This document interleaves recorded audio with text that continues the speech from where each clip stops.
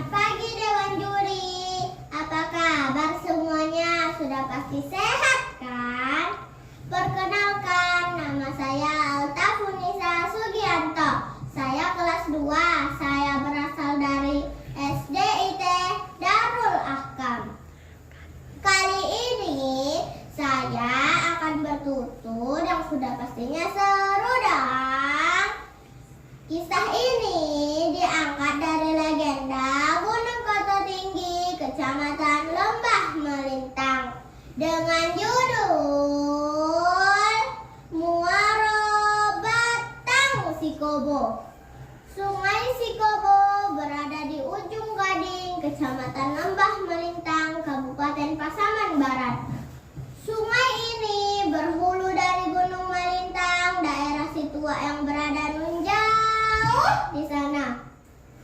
Sungai Sikobo merupakan salah satu sungai terbesar di Kecamatan Lembah Melintang. Airnya yang jernih, bersih, terasa sangatlah sejuk, mengalir di bawah jembatan gantung yang merupakan salah satu peninggalan yang bersejarah buat kita semua. Hampir semua penduduk yang berada di pinggiran sungai menggunakan sungai ini untuk berbagai kebutuhan, seperti mencuci, mandi, mengambil pasir, batu, ataupun mencari ikan untuk memenuhi kebutuhan keluarga. Ikan di sungai ini sangatlah banyak, makanya ada sebagian penduduk yang bekerja mencari ikan dan hasil tangkapannya pun dijual untuk memenuhi nafkah keluarga.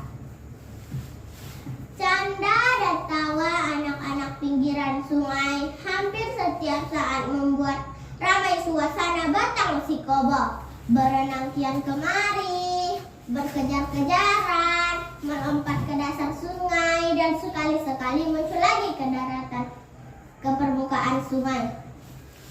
Pada zaman dahulu, Sungai Sikobo bermuara ke Jorong Sikobo, Kecamatan Koto Balingka.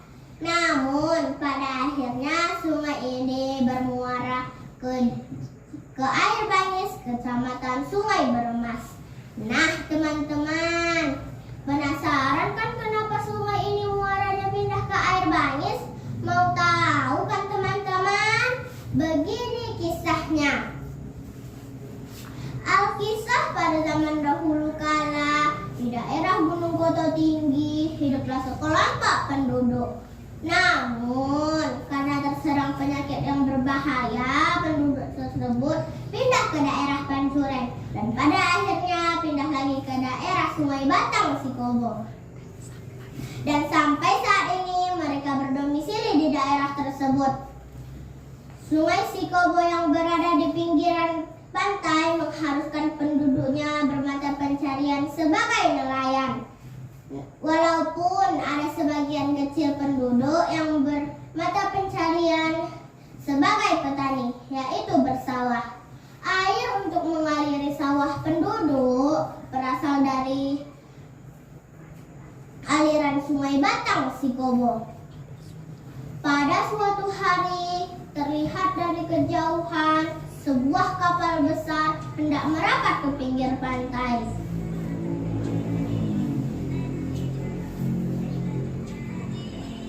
Pemuda yang berada di pinggir pantai pun melihatnya dan berlarian memanggil penduduk yang lain. "Oi, uyang kampung, lai kapal godang tiba. Uyang kampung, mana kota Pilawi?" teriak seorang pemuda. Mendengar teriakan itu, mereka pun berlarian ke pinggir pantai dan bersembunyi dari balik semak-semak. Tot, tot, tot. Terdengar suara klakson kapal. Tak lama kemudian, kapal tersebut merapat ke pinggir pantai. Dan turunlah lelaki tua dari kapal yang disebut penduduk, Rajo Bajangwi Ameh. Pandangannya menyapu ke seluruh daratan Sikobo.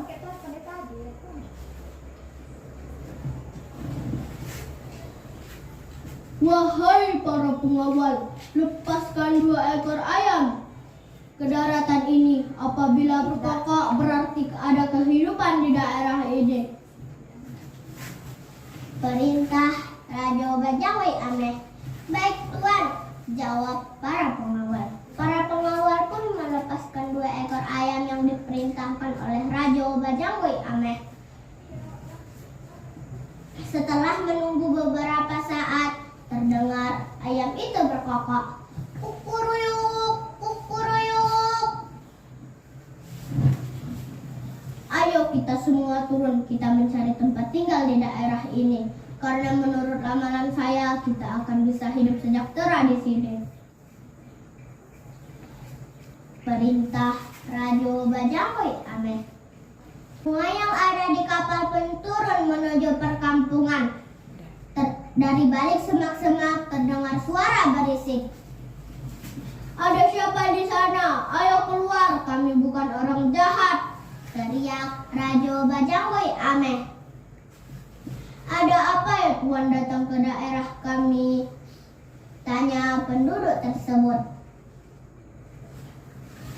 Maaf kalau kedatangan kami membuat heran tuan-tuan di sini.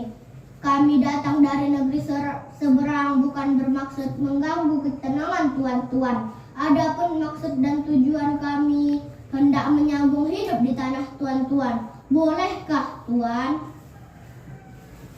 Tanya Raja Bajangwei Ameh.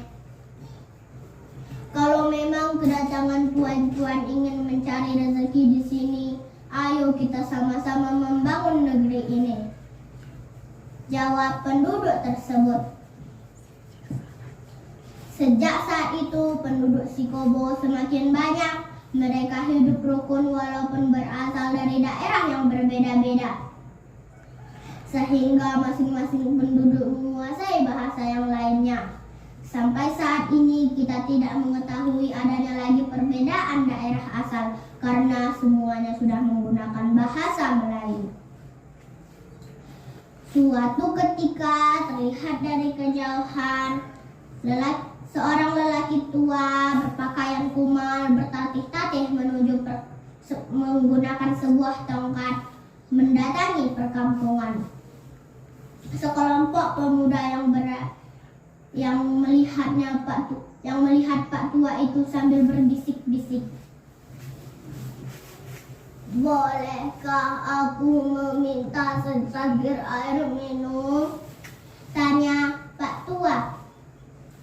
Wahai Pak Tua kumal, tentu tidak ada secangkir air minum pun untukmu, jawab seorang pemuda. Kalau memang secangkir air minum pun tidak dapat diminta di sini, kalian akan merasakan kekurangan air. Akan aku pindahkan aliran sungai Batang Sikobo menuju air Bangis, teriak Pak Tua itu sambil menarik tongkatnya dari aliran sungai Batang Sikobo menuju air Bangis. Ketua adat yang berada di daerah tersebut pun melihatnya sangat marah atas perbuatan yang tidak sopan terhadap tamu yang tidak diketahui asal-usulnya itu. Pemuda itu sangat menyesal atas perbuatan jahilnya. Adapun pesan moral yang bisa kita angkat dari cerita ini adalah: pertama, gunakan sumber daya alam dengan baik. Kedua, berperilaku sopan terhadap siapapun. Ketiga, tidak boleh berperilaku kikir dan kasar terhadap siapapun, karena setiap orang yang berperilaku kikir dan kasar akan mendapatkan ganjarannya. Sekian dari saya, Altaf Nisa Sugianto. Wassalamualaikum warahmatullahi wabarakatuh.